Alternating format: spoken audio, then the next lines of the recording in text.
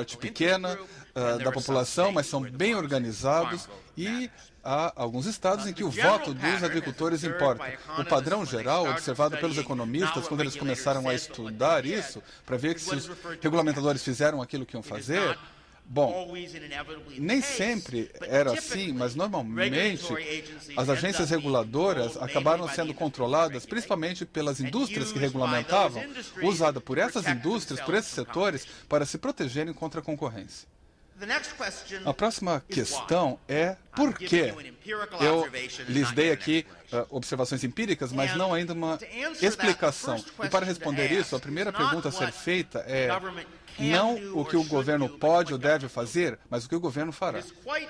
É bem fácil mostrar que há algumas situações nas quais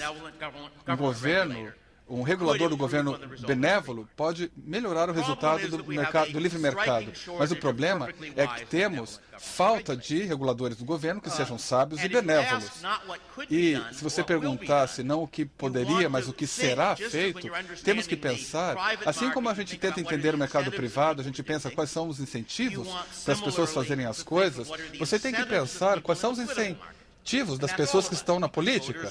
E nós, eleitores, fazemos parte desse mercado político, os políticos, os legisladores, todos fazem parte desse mercado político. O sistema político, encarado como um mercado, as pessoas gastam recursos, doam dinheiro para campanhas, oferecem os seus votos, organizam os votos de outros contra ou a favor de certo candidato. Esse dinheiro está aí, as pessoas do sistema político gastam os seus recursos políticos a fim de fazer com que o governo aprove as leis que as pessoas querem. E qual é o resultado? Vamos imaginar que alguém nos Estados Unidos quer um imposto para importação de carros. E a teoria econômica nos diz que, com poucas exceções, uma tarifa deixa a situação pior, que o benefício para a empresa produtora de carros é menor do que o custo para os clientes e o custo para os produtores de exportação, porque quando nós importamos menos, exportamos menos também. Vamos colocar números nisso. Vamos supor que a tarifa beneficie a empresa de carros em 10 bilhões por ano e que vai causar problemas para o resto em 30 bilhões. As empresas de carro, bom, o número de empresas é pequeno, eles, mais os sindicatos no setor, recebem a maior parte dos benefícios da tarifa. Não é difícil, então, que os sindicatos, a GM, a Ford, se unam dizendo, nós vamos mandar 100 milhões para você, para fazer campanha por essa tarifa e para que as pessoas votem por essa tarifa. Se você der essa gorjeta, 100 milhões, e os sindicatos vão dizer, nós vamos dizer aos nossos membros que trabalhem e apoiem o legislador que vai apoiar essa tarifa, fazendo campanha por ele, votando nele. O resultado, então, é que o setor automobilístico ganha 10 bilhões com essa tarifa, e aí eles vão conseguir 1 bilhão para oferecer aos políticos se apoiarem esse aumento na tarifa. Mas o resto? O resto da população perdem, em média, $100 por pessoa por causa dessa crise. E o que vão fazer? Se você é uma dessas pessoas, você não vai fazer nada, absolutamente nada, porque você vai dizer para si mesmo se eu doar tudo que eu puder para um político que vá contra essa tarifa, isso provavelmente não vai parar. Eu não tenho $1 bilhão para tentar comprar esses políticos. Na verdade, não só posso impedir que essa lei seja aprovada, talvez eu nem saiba o que está acontecendo.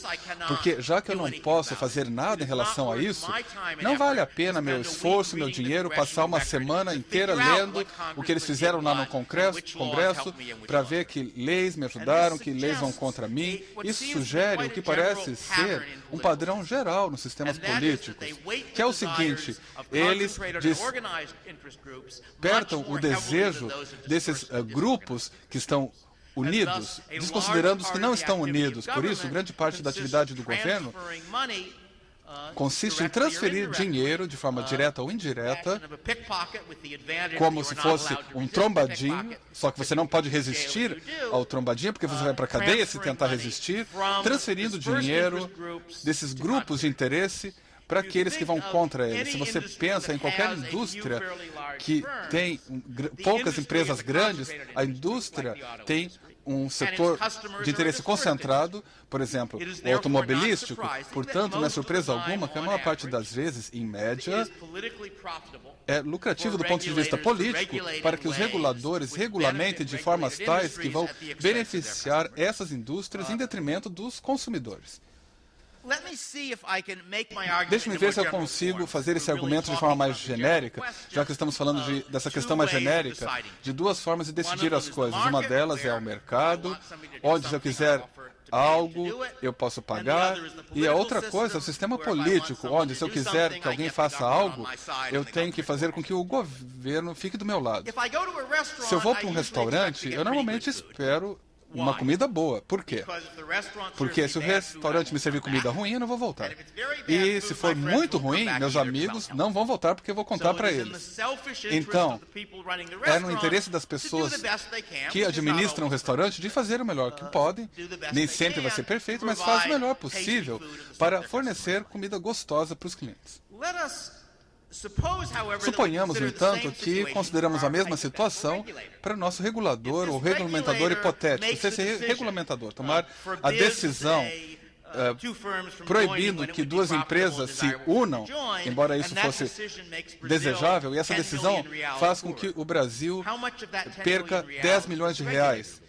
E quanto disso o regulamentador vai perder? Não vai perder nada. Além disso, se a decisão, por acaso, for uma decisão que faz com que o Brasil perca 10 milhões, mas que leve a benefícios a outras empresas que são concorrentes, e vai tornar essas outras empresas 1 milhão de reais mais ricas, esse regulamentador vai ser elogiado e recompensado.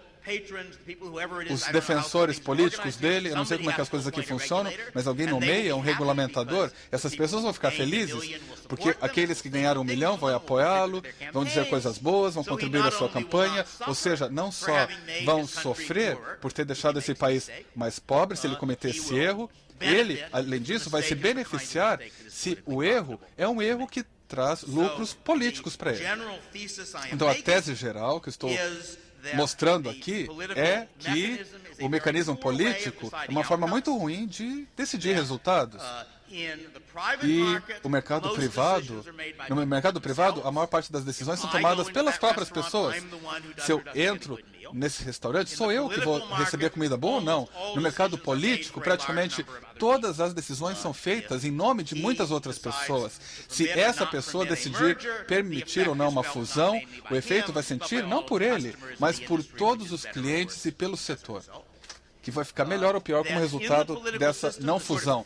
No sistema político, a teoria da democracia é que o governo faz a coisa certa porque os eleitores vão votar nele. Mas já que cada eleitor não tem motivos para saber se essa fusão seria boa ou não, se ele mesmo se soubesse, não poderia fazer nada, então o eleitor, individualmente, vai gastar o seu tempo para decidir que carro comprar e que restaurante ele vai, e não vai gastar tempo para decidir se as decisões da concorrência foram decisões boas ou ruins. E o resultado, portanto, será que essas coisas, vão ser feitas se tiverem lucro político. Às vezes coisas boas são feitas, às vezes nem tão boas assim. E a regra não é que só coisas boas sejam feitas, e no mercado político não há motivo para esperar isso. Imagine se comprássemos carros como compramos leis. Você tem 10 mil pessoas aí que querem um carro novo. E você tem um mês para pesquisar e no final você vai votar decidindo que carro todos vão comprar. Vocês acham que passariam muito tempo nesse sistema fazendo test drive de diferentes carros e escrevendo relatórios do consumidor e pesquisando para ver que carro era o melhor e qual era o preço melhor? Acho que não. Porque você racionalmente diria, bom, depois de eu decidir, eu vou ter um voto em 10 mil, não vou ter efeito nenhum, por isso eu vou escolher o que todos decidirem. É assim que a coisa funciona nas leis. Então, a conclusão que eu trago aqui é que o mercado desregulamentado é imperfeito. Eu poderia discutir os motivos pelos quais, às vezes, é pior do que um regulador benevolente faria. A gente não tem esse tipo de regulamentador e as decisões, infelizmente, acabam sendo tomadas por pessoas que não têm os motivos certos. Eu não quero ser totalmente negativo aqui. O professor Baden é uma pessoa boa, conhece economia, mas eu gostaria de ajudá-lo na sua tarefa, porque, embora eu só esteja no Brasil há pouco tempo, eu já descobri um monopólio. Eu descobri um monopólio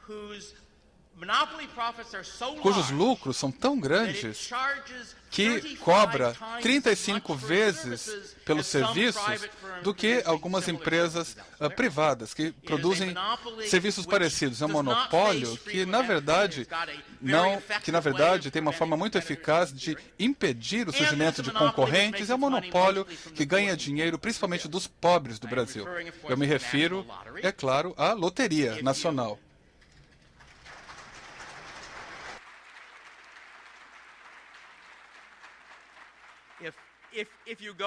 Se você vai para Las Vegas e aposta $100 numa maquininha, você vai ganhar $88 em média. Há outros jogos que são piores que o caça-níquel. O pior jogo em Las Vegas, se você aposta 100, você vai ganhar 70. Se você aposta 100 na loteria brasileira, você vai ganhar $30.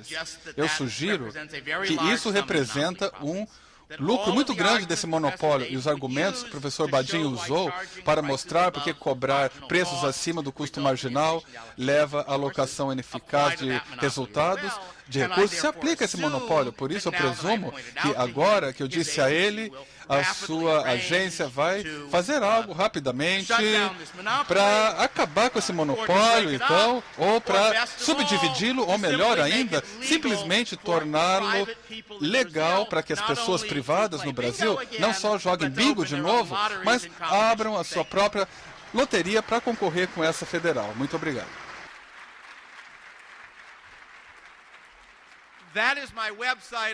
Esse é o meu website, onde pode encontrar muito mais que de interesse, inclusive gravações de outras palestras que eu dei, um que foi sobre o assunto de fracasso de mercado no governo e no mercado.